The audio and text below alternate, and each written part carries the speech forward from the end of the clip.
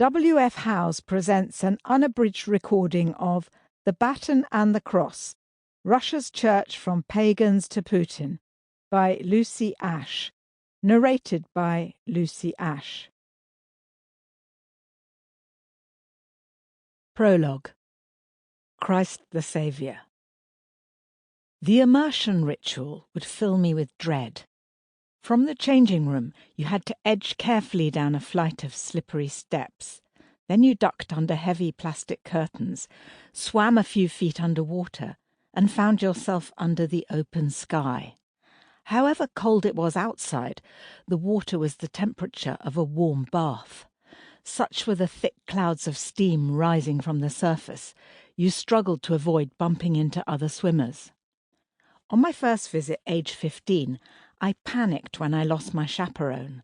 Vitali was a bespectacled professor of electrical engineering who had visited my father's laboratory in London and was keen to repay the favour by showing me around Moscow. "I'll see you inside," he told me at the turnstile. "I'll be in a black swimming cap." I swam around the vast pool in the chlorinated fog for what seemed like hours. Several men were wearing black rubber on their heads, and there was no sign of Vitali. Eventually, I heaved myself out and stood shivering on the side, trying to spot him.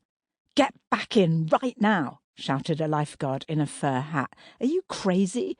It's minus 15 degrees. The circular outdoor pool could accommodate 20,000 swimmers per day, and at one point was 4 meters deep. To the left you could see the crenellated red walls and towers of the Kremlin. If the wind was blowing in the right way, sweet smells wafted across the river from the Red October chocolate factory on the opposite bank. I had gone to Moscow on a school trip in the late 1970s, during the stagnation era of Leonid Brezhnev.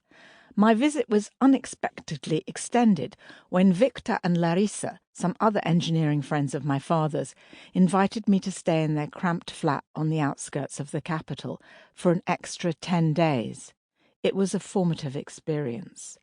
After university in the early 1980s, I was determined to get back to Moscow and discovered that you could get a visa working as a nanny for foreign diplomats. It was the twilight of the Zastoy, stagnation period, presided over by 2 grey-faced ailing leaders, Yuri Andropov and Konstantin Chernenko. Whenever I had time off, I went back to the open-air pool and practiced my Russian, chatting to women in the showers. A decade later, back in Moscow... Sample complete. Ready to continue?